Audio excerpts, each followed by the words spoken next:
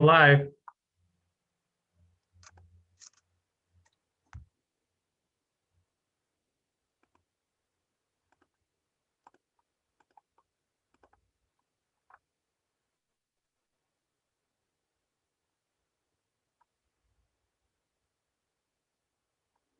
All right. Hello, everybody. I'm so glad to be here with you. I've got the amazing Karen Perry here with me today. Whoa! All right.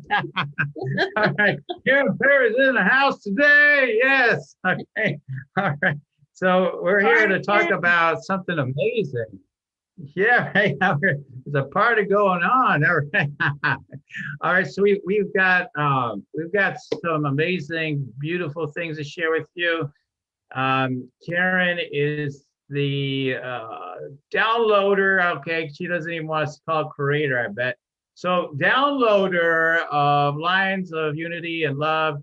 And so we want to talk to you about what she's up to, because it's something that I think is so needed right now, because it's about bringing people together when all this sense of division going on in the country and I guess in the world. And, from what I hear, things people are feeling divided, or we're experiencing division, right? So with this, what she's up to is really, part of the solution, really a solution towards a solution of really helping us during this time and really awakening. So Karen, I'm just grateful to have you here to talk about it. Thank you so much, Daniel. I'm happy to be here, and thanks for your support and helping get the message out there for people to participate in, I guess, what wants to be maybe called a movement, more like a movement. I love how you said the solution. And the interesting thing that was given me, I guess, it's the best way to say it. I saw it happening. I saw it being done around the world, where people are simply creating lines of love and unity to celebrate beauty and diversity. That's the purpose. That's what it is. No more, no less. And in the purity and simplicity, it is incredibly powerful. And each individual person that participates comes away with what's perfectly meant for them. So we're giving people an opportunity to take a powerful pause, choosing love, looking for the great, amazing ways that we each are diverse and different, listening to the different roles that we play and labels that we ourselves describe ourselves as, sharing that with someone, having them listen to us. I mean, listening is a lost art, a skill. It actually can be learned to listen, and having someone show up is so powerful, and actually being heard, where even you're not thinking about what you're going to say next, but you're hearing similarities. And even if it's being on the planet Earth, we all have that in common. Woo! And so we can find ways to unify in the midst of all the diversity. And that will open up, who knows what. It'll be fun to find out. Exactly. And, Karen, just kind of informally introduced her. She's the creator, or whatever you want to call yourself, for A Space for Grace. And so she's a wonderful, spiritual coach and, healer, I suppose, right? And Yeah. she'll teach you whatever you want to call yourself.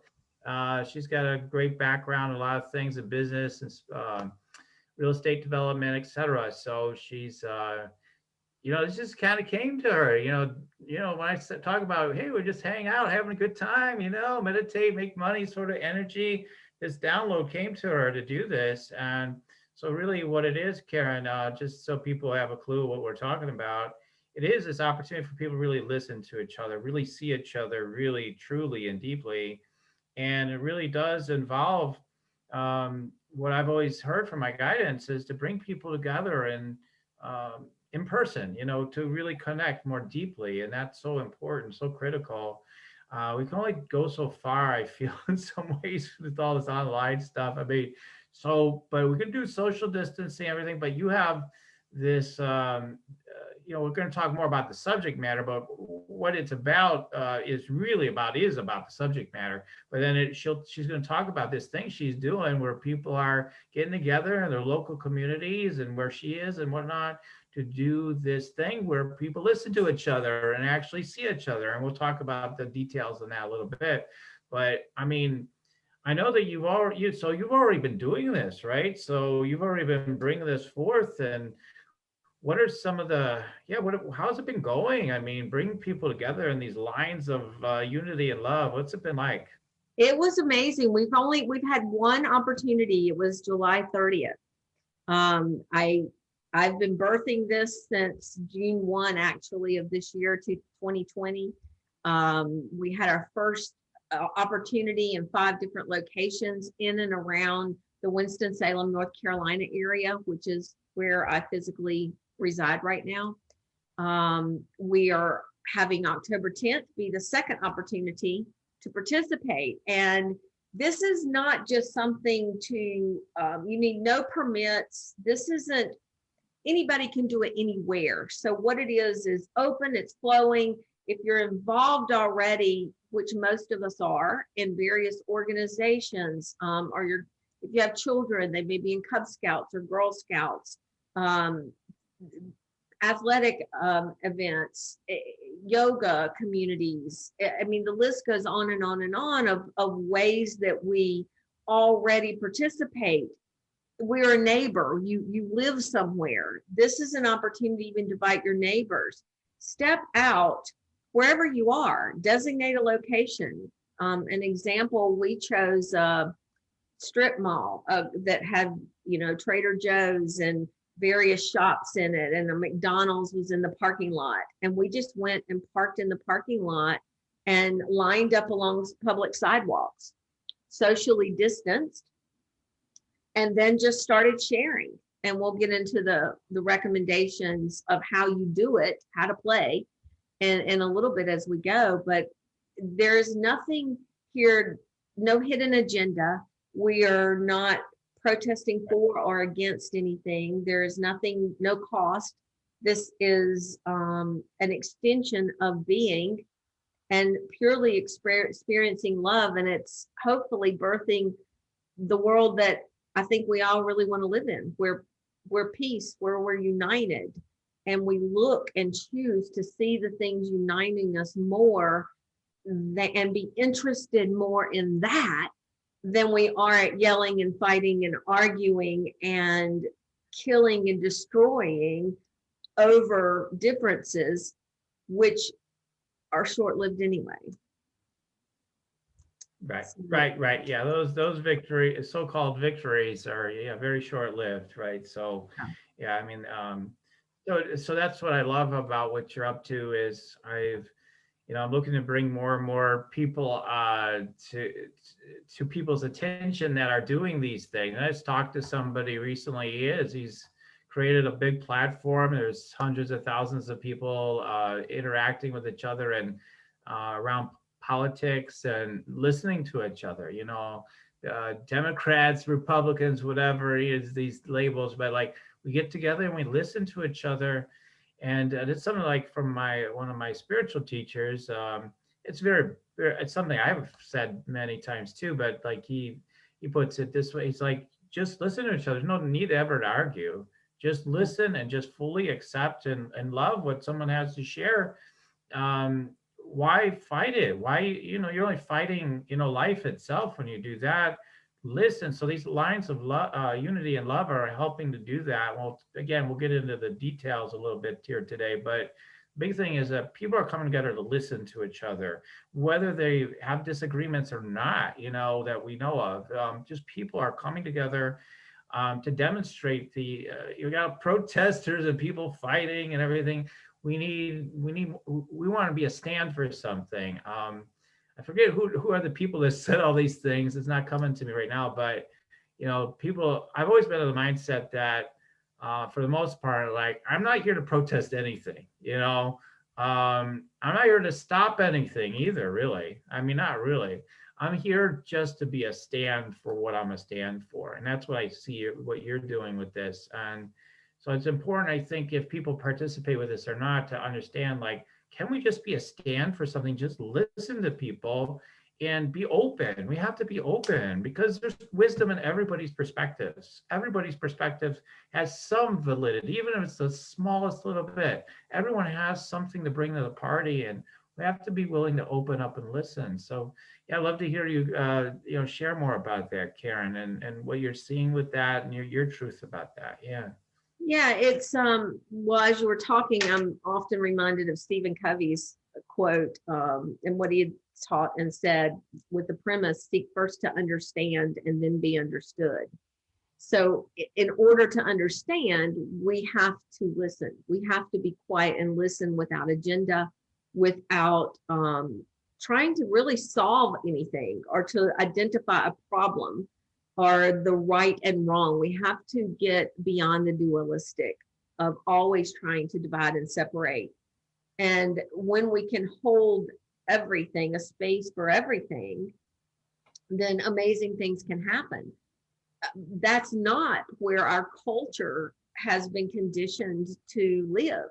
We have been so ingrained in dualistic survival mode, fight or flight, that it's this or that. It's it that we have always been taught, which doesn't belong. We're identifying similarities and differences all the time, trying to navigate, and that's not really serving us anymore. It creates a greater divide, and there are those of us who have been practicing stillness.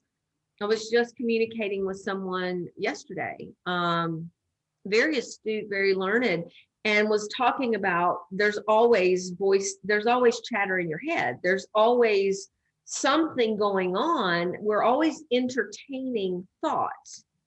Some of those are outside influence thoughts. So we're identifying and are trying ways to overcome our fears. What if the Democrats win? Oh no, what if the Republicans win? This is good. No, that's bad. So we're always trying to create this navigation in the either or. Mm-hmm. And what about yes and? Yes, both of these parties exist, and sometimes one's more in control than another. And then we have varying layers of control in the United States, not just the president, but we have the Senate and the House, and so it just in the states, and we further divide ourselves. And so when we look at all of these labels and roles and divisions, and we can just for a minute hit the pause button and say, well, my goodness, what if we just look for the similarities? What if I try to understand more of your fears and what you're afraid of? I'm going to venture out here and say all of our fears are probably very similar. And one of the things that we all want, I think it's Oprah or Deepak Chopra had said, I think Oprah said, we all want to love. We want to know that we matter. We want to be seen and heard. And that's what this Lines of Love, as I've come to understand it and experience it, Lines of Love and Unity to celebrate beauty and diversity. As I was preparing and listening to others experience it and go through it, a friend of mine was doing, and she has a pet that's their baby. And, they're our family. Our pets are our family.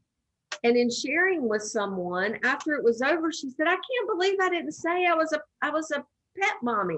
I can't believe I didn't bring my baby into this. It's a huge part of my life. And I was so conditioned to doing the elevator pitch in business and to presenting a front that I forgot about a huge part of myself that's my heart. Right. Until someone else shared about their 3 fur babies. And I was like, oh, wow. And all of a sudden, here's somebody that's different gender, different sexual orientation, different livelihood, in a completely different walk of life that I never would have met had I not participated in this Lines of Love event. And all of a sudden, boom, there's a huge connection, and our hearts just opened. and we saw each other in a whole different light. All of a sudden, all those things that we do every day to earn a living fell away, and love united us through this animal. And she came away going, I can't believe I didn't say that. So it's we rediscover ourselves when we rediscover another. Mhm. Yeah. Right. Yeah, that's beautiful. I mean, it's just so beautiful. And yeah, I mean, because there's so many different things that, yeah, that we would say that divide us in our concepts right now, right? We Yeah. can't even bring up the idea of politics without, wondering what's going to happen, right? So, but what each side is looking for is like, they're like, come on, don't you know this? Don't you understand? And, there's people are wanting to be heard. People are wanting to be, are looking for love. People are looking whatever if they're upset about something, it's because of a sense of wounding, a sense of separation they have, whatever it is, it doesn't matter what it is. So I do think it's so important that, like this person I was talking about a second ago, we were talking about like, well, saying to someone that's really upset about the Black Lives Matters situation, with that, really upset about them, really, really talking about that a lot, tell them just all lives matter is not listening to that. I mean, so it doesn't matter if you agree with them or not. That doesn't matter. What matters is they're hurting. They want to be heard. Yeah. And the faster you're willing to fully love and embrace everyone exactly where they are, the healing can take place. And, the perspectives evolve then from there. I mean, we'll all have, we'll have all these different perspectives. I mean, and there's so many, they're all valid at some level. I mean, and brings us deeper into that unity and connection. And I love that you bring up, like with pets and things like that, it could be something even what seems to be so much more minor. Hey, I've got a doll collection. You do too. Whoa, we're like sisters now.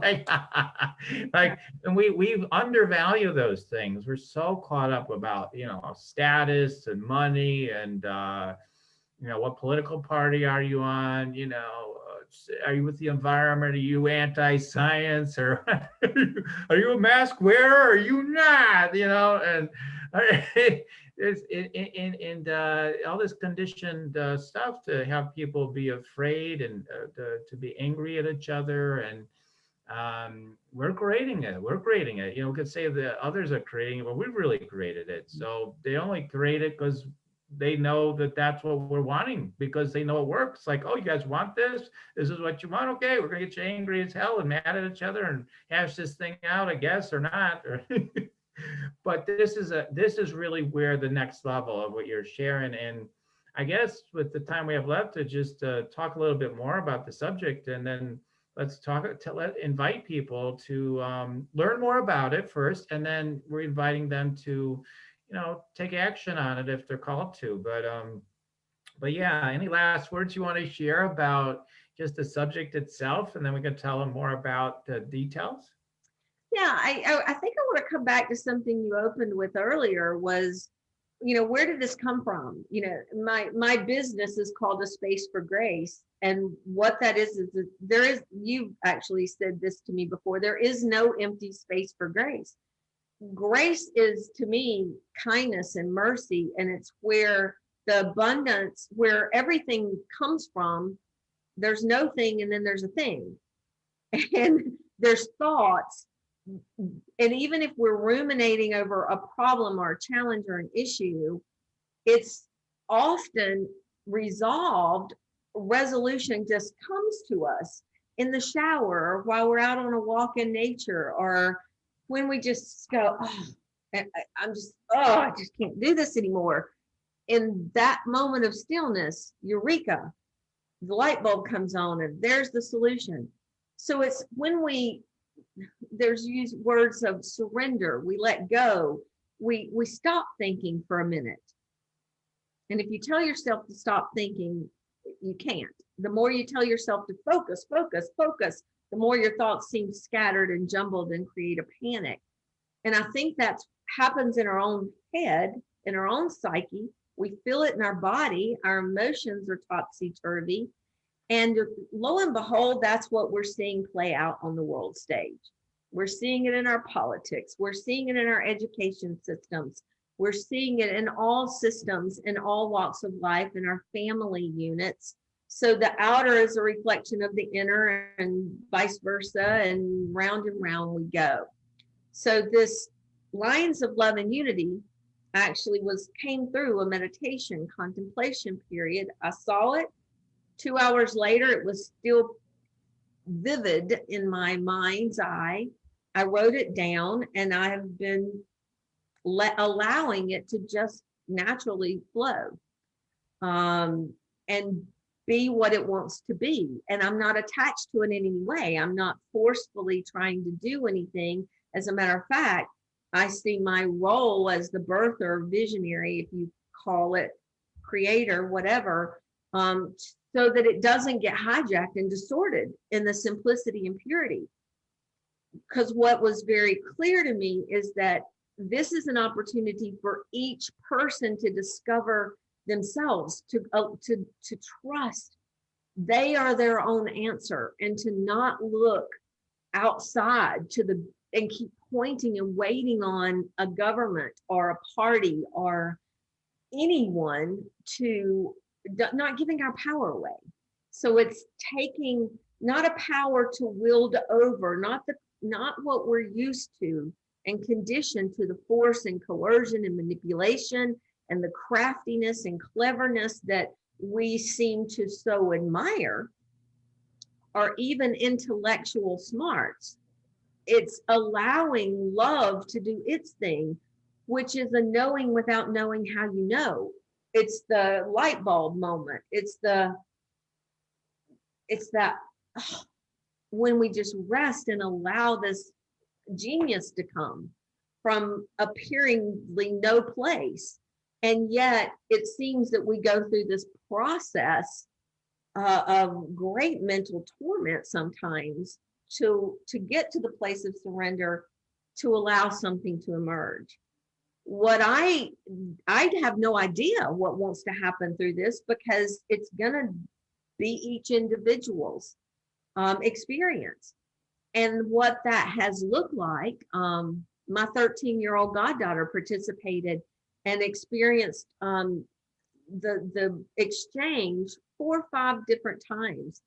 And I had the amazing blessing of watching her start out, a 13-year-old. Her shoulders are slumped, her body's slumped.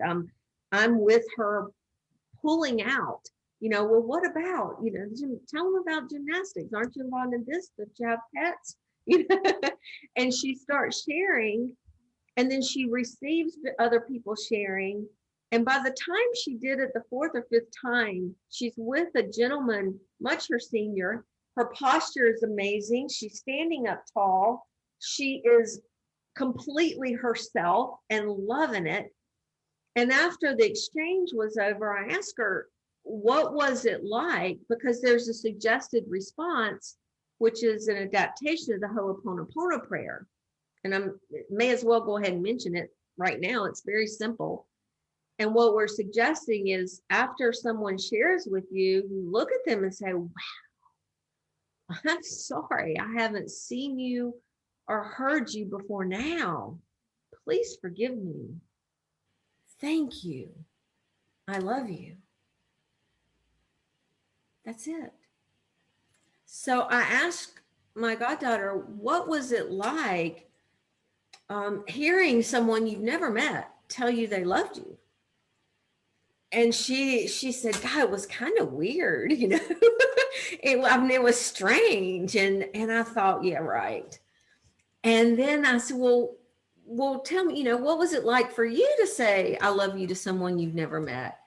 And she said, well, that was really uncomfortable. It was a very strange feeling again. But after a few times, I realized, and you could see her go, she said, it was true. She said, I really do love them. So in that moment, everything stopped and every separation fell away. And there was this incredible unity. And love did that.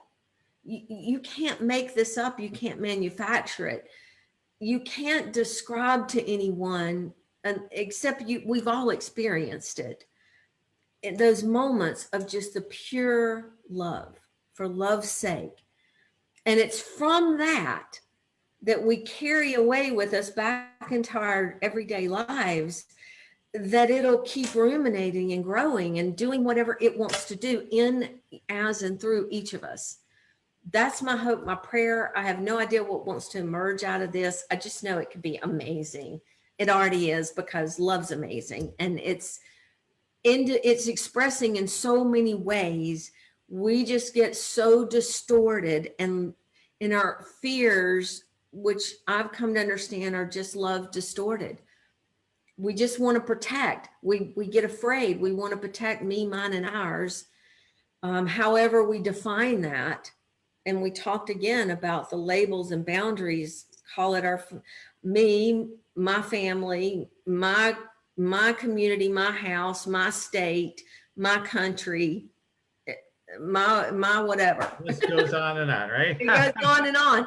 And so what we're trying to do is give people an opportunity to go, yes, here's some roles that I've played. I'm a daughter, but now I'm adopted. My parents have passed. So, family looks completely different to me now as it has in the past. I'm an only child. I have found my birth mother. I have a half brother out in the world somewhere that I know about now. So all of these labels and roles, I was a CPA, I was an accountant and a financial executive. I don't play those roles anymore. I'm now a coach, as you mentioned, a spiritual teacher, executive coach. I get to serve people in a powerful way that lights me up. So if I now have the courage to do what lights me up and realize that over time it's changed as I've grown and evolved. And if I can change, can't you too? Can I, it's not a far leap for me to give you the grace that I've given myself. So in that moment, as I take a second not to identify, which in the past I was, very much my identity was tied up to who I was, what I did, and how successful I was in that. And letting go of those, I'm still here. And now recognizing how I've changed, then I can listen to how you change, and things that you did identify and now do. We have common ground, and we find different ways that we can then create deeper understandings, and then even hold the space for you to express who you are and allow that to change and evolve. Yes. Yes. Yes, so it is. All right. Yeah, I don't know what those are. It's been amazing. We actually had a whole page of what participants say, that people were very excited to share their experience. Yeah, I saw that. There's so much. So tell them, I put links into the comments on the live in our Facebook group here. Yay. And we've got that so people can check everything out at these different places. So they've got a space for grace. They can go to Lines of Love. And then here on Facebook, we have a link too for people to go to check out the details about what you're up to. So yeah, I only have 2 or 3 minutes left or so, Karen. So just tell them whatever last things they need to know for now. And but this is amazing stuff. Yeah. Yeah. The big thing is there's a Facebook page and group. Within the group, there's a file that has this one page, how to play. That's the suggestions, examples of what to share that have already been mentioned here, many of them. And the response, the suggested response. Keeping it simple, keep it simple, the KISS method. Keep it simple, stupid. It's like keep it simple, sexy is what some people use, right? Keep it simple. Oh, I like it. Yeah, keeping it simple. The response is so powerful. And that actually, if you're willing to use that, use it. And it's a file downloadable, Lines of Love and Unity to Celebrate Beauty and Diversity. And that's a Facebook group. If you're not on Facebook, then a spaceforgrace.life/Lines of Love is a website that you can go to. It has a button there. You can download the script. It has links to the Facebook page and group as well. So a spaceforgrace.life/Lines of Love. But the big thing here is, if this speaks to you, if it has any resonance, if you have any questions about how do I do this, how can I do it? Again, just pick a place, a public place, park downtown in your community and go on public sidewalks. We need nothing to organize this except saying, show up here. We're choosing 12:05 to 12:35. October 10th is the next opportunity in your local time zone. Have at it. That's it. Make it your own. Bring all, I think I have contact here with someone in the Scouts, and they've shared it to the entire Western Scouts for all organizations of scouting to participate. So if you are plugged in, share it, pass it, let's make this a movement to see what happens when we simply choose love and unity to celebrate beauty and diversity. It's amazing. Yes, thank you. Thank you. So check it out, everybody. And you got the links, and follow up with Karen. And there's a place to do that, I'm sure, on her website too, if you want to talk to her more personally about it as well. And Karen's always an amazing person to be with and to connect with. So period. Can I give my email real quick? Sure, go ahead. Yeah, it's Karen@KarenPerry.me. Karen@KarenPerry.me. Yes, yes.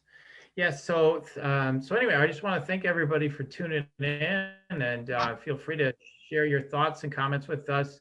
I do need to kind of wrap things up for today, but I'm just so grateful for the time together with you. It's just so beautiful what you're up to, Karen, and I'm just so grateful to continue to just be a part of it and watch it unfold. So thank you so much.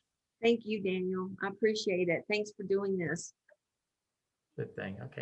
Okay, lots of love to you and everyone listening in, and we'll talk to y'all real soon. Okay, goodbye for now. Bye-bye.